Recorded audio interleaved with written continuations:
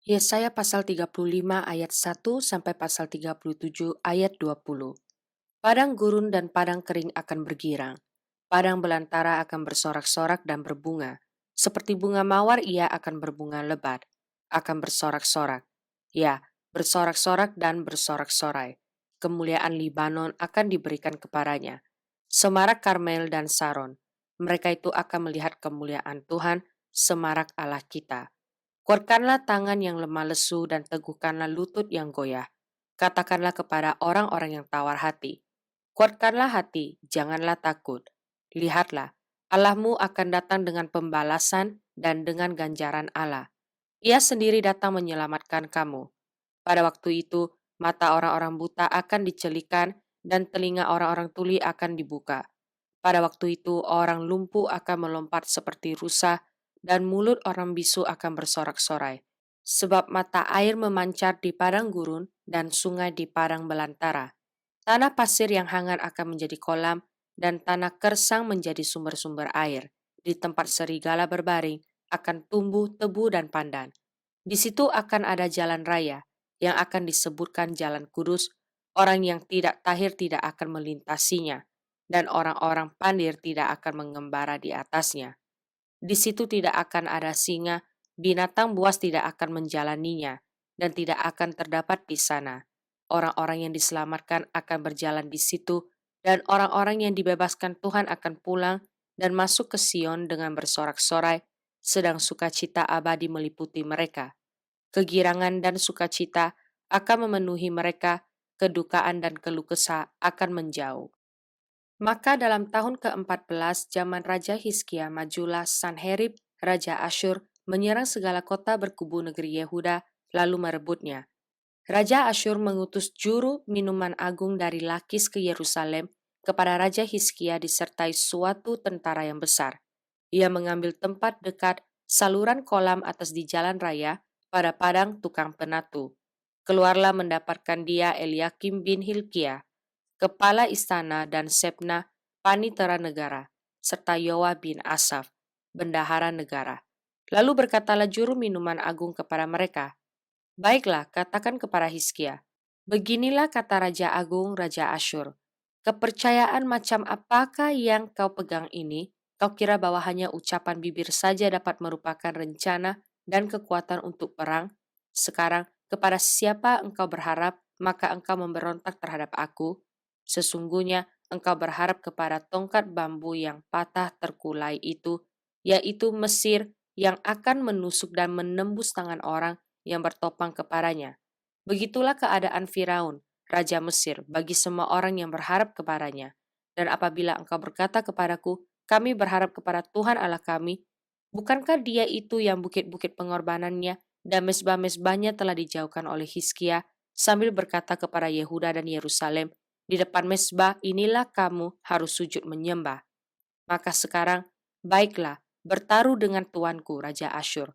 Aku akan memberikan 2.000 ekor kuda kepadamu, jika engkau sanggup memberikan dari pihakmu orang-orang yang mengendarainya. Bagaimanakah mungkin engkau memukul mundur satu orang perwira tuanku yang paling kecil, padahal engkau berharap kepada Mesir dalam hal kereta dan orang-orang berkuda? Sekarang pun, adakah di luar kehendak Tuhan aku maju melawan negeri ini untuk memusnahkannya? Tuhan telah berfirman kepadaku, majulah menyerang negeri itu dan musnahkanlah itu. Lalu berkatalah Eliakim, Sebna dan Yoa kepada juru minuman agung, silakan berbicara dalam bahasa Aram kepada hamba-hambamu ini, sebab kami mengerti. Tetapi janganlah berbicara dengan kami dalam bahasa Yehuda sambil didengar oleh rakyat yang ada di atas tembok. Tetapi juru minuman agung berkata, adakah tuanku mengutus aku untuk mengucapkan perkataan-perkataan ini hanya kepada tuanmu dan kepadamu saja? Bukankah juga kepada orang-orang yang duduk di atas tembok, yang memakan tahinya dan meminum air kencingnya bersama-sama dengan kamu? Kemudian berdirilah juru minuman agung dan berserulah ia dengan suara nyaring dalam bahasa Yehuda. Ia berkata, dengarlah perkataan Raja Agung Raja Asyur. Beginilah kata Raja, janganlah Hizkia memperdayakan kamu, sebab ia tidak sanggup melepaskan kamu. Janganlah Hizkia mengajak kamu berharap kepada Tuhan dengan mengatakan, tentulah Tuhan akan melepaskan dia. kota ini tidak akan diserahkan ke dalam tangan Raja Asyur. Janganlah dengarkan Hizkia, sebab beginilah kata Raja Asyur. Adakanlah perjanjian penyerahan dengan aku, dan datanglah keluar kepadaku. Maka setiap orang daripadamu akan makan dari pohon anggurnya dan dari pohon aranya serta minum dari sumurnya. Sampai aku datang dan membawa kamu ke suatu negeri seperti negerimu, suatu negeri yang bergandum dan berair anggur, suatu negeri yang berroti dan berkebun anggur. Jangan sampai Hizkia membujuk kamu dengan mengatakan, Tuhan akan melepaskan kita. Apakah pernah para Allah bangsa-bangsa melepaskan negerinya masing-masing dari tangan Raja Asyur? Di manakah para Allah negeri Hamad dan Arpad? Di manakah para Allah negeri Sefarwaim? Apakah mereka telah melepaskan Samaria dari tanganku? Siapakah di antara semua Allah negeri-negeri ini yang telah melepaskan negeri mereka dari tanganku sehingga Tuhan sanggup melepaskan Yerusalem dari tanganku? Tetapi orang berdiam diri dan tidak menjawab dia sepatah kata pun. Sebab ada perintah raja, bunyinya, jangan kamu menjawab dia. Kemudian pergilah Eliakim bin Hilkiah, kepala istana, dan Sebna, panitera negara, dan Yoab bin Asaf, bendahara negara, menghadap Hizkia dengan pakaian yang dikoyakan, lalu memberitahukan kepada raja perkataan juru minuman agung. Segera sesudah Raja Hizkia mendengar itu, dikoyakannya lah pakaiannya dan diselubunginya lah badannya dengan kain kabung, lalu masuklah ia ke rumah Tuhan. Disuruhnya lah juga Eliakim, kepala istana, Sebna, panitera negara, dan yang tua-tua di antara para imam, dengan berselubungkan kain kabung kepada Nabi Yesaya bin Amos. Berkatalah mereka kepadanya, beginilah kata Hizkia, hari ini hari kesesakan, hari hukuman dan penistaan. Sebab sudah datang waktunya untuk melahirkan anak, tetapi tidak ada kekuatan untuk melahirkannya. Mungkin Tuhan Allahmu sudah mendengar perkataan juru minuman agung yang telah diutus oleh Raja Asyur, tuannya, untuk mencela Allah yang hidup, sehingga Tuhan Allahmu mau memberi hukuman karena perkataan-perkataan yang telah didengarnya. Maka baiklah engkau menaikkan doa untuk sisa yang masih tinggal ini. Ketika pegawai-pegawai Raja Hizkia sampai kepada Yesaya, berkatalah Yesaya kepada mereka, beginilah kamu katakan kepada tuanmu, beginilah firman Tuhan, janganlah engkau takut terhadap perkataan yang kau dengar yang telah diucapkan oleh budak-budak Raja Asyur untuk menghujat aku. Sesungguhnya aku akan menyuruh suatu roh masuk di dalamnya, sehingga ia mendengar suatu kabar dan pulang ke negerinya.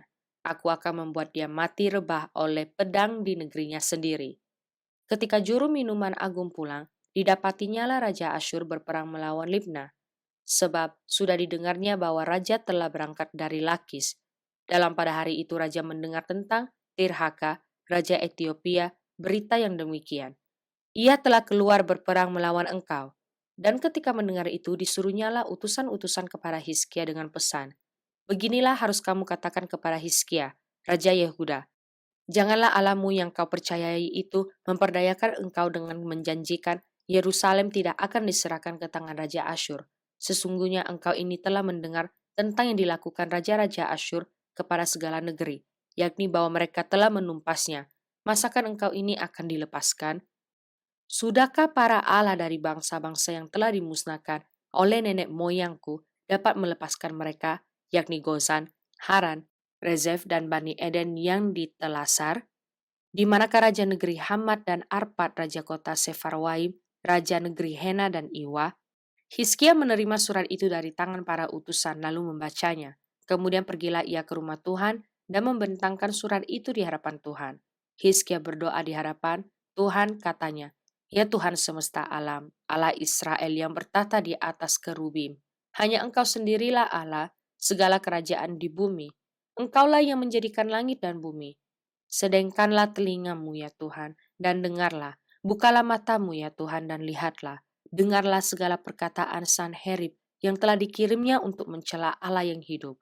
Ya Tuhan, memang raja-raja Asyur telah memusnahkan semua bangsa dan negeri-negeri mereka, dan menaruh para Allah mereka ke dalam api, sebab mereka bukanlah Allah, hanya buatan tangan manusia kayu dan batu.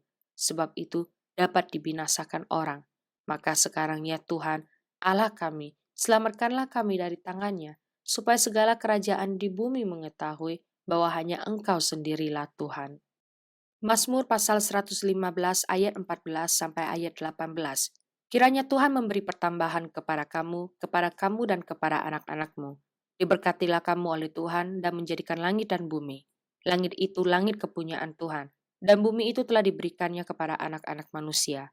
Bukan orang-orang mati akan memuji-muji Tuhan, dan bukan semua orang yang turun ke tempat sunyi, tetapi kita akan memuji Tuhan, sekarang ini dan sampai selama-lamanya. Haleluya. Amsal pasal 23 ayat 31 sampai ayat 32. Jangan melihat kepada anggur, kalau merah menarik warnanya, dan mengilau dalam cawan, yang mengalir masuk dengan nikmat, tetapi kemudian memagut seperti ular dan menyemburkan bisa seperti beludak. Efesus pasal 1 ayat 1 sampai ayat 23. Dari Paulus, Rasul Kristus Yesus oleh kehendak Allah, kepada orang-orang kudus di Efesus, orang-orang percaya dalam Kristus Yesus, kasih karunia dan damai sejahtera dari Allah, Bapa kita dan dari Tuhan Yesus Kristus menyertai kamu. Terpujilah Allah dan Bapa Tuhan kita Yesus Kristus yang dalam Kristus telah mengaruniakan kepada kita segala berkat rohani di dalam sorga. Sebab di dalam Dia Allah telah memilih kita sebelum dunia dijadikan, supaya kita kudus dan tak bercacat di hadapannya. Dalam kasih Ia telah menentukan kita dari semula oleh Yesus Kristus untuk menjadi anak-anaknya, sesuai dengan kerelaan kehendaknya, supaya terpujilah kasih karunia-Nya yang mulia, yang dikaruniakannya kepada kita di dalam Dia, yang dikasihinya. Sebab di dalam Dia dan oleh darahnya kita beroleh penebusan, yaitu pengampunan dosa, menurut kekayaan kasih karunia-Nya yang dilimpahkannya kepada kita dalam segala hikmat dan pengertian. Sebab Ia telah menyatakan rahasia kehendaknya kepada kita, sesuai dengan rencana kerelaannya, yaitu rencana kerelaan yang dari semula telah ditetapkannya di dalam Kristus, sebagai persiapan kegenapan waktu untuk mempersatukan di dalam Kristus sebagai kepala segala sesuatu, baik yang di sorga maupun yang di bumi. Aku katakan, di dalam Kristus, karena di dalam Dialah kami mendapat bagian yang dijanjikan. Kami yang dari semula ditentukan untuk menerima bagian itu sesuai dengan maksud Allah, yang di dalam segala sesuatu bekerja menurut keputusan kehendaknya, supaya kami yang sebelumnya telah menaruh harapan, pada Kristus, boleh menjadi puji-pujian bagi kemuliaannya. Di dalam Dia kamu juga, karena kamu telah mendengar firman kebenaran, yaitu Injil keselamatanmu. Di dalam Dia kamu juga, ketika kamu percaya, dimeteraikan dengan Roh Kudus yang dijanjikannya itu, dan Roh Kudus itu adalah jaminan bagian kita sampai kita memperoleh seluruhnya, yaitu penebusan yang menjadikan kita milik Allah untuk memuji kemuliaannya.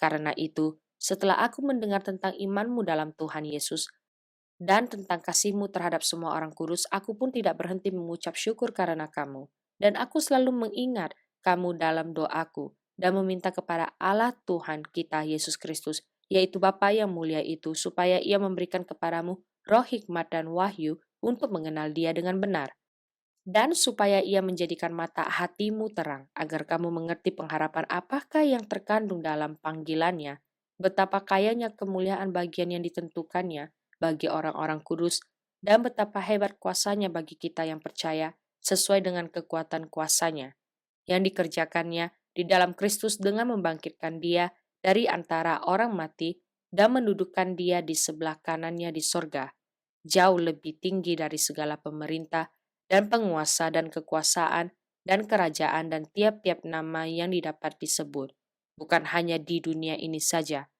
melainkan juga di dunia yang akan datang. Dan segala sesuatu telah diletakkannya di bawah kaki Kristus, dan Dia telah diberikannya kepada jemaat sebagai kepala dari segala yang ada. Jemaat yang adalah tubuhnya, yaitu kepenuhan Dia yang memenuhi semua dan segala sesuatu.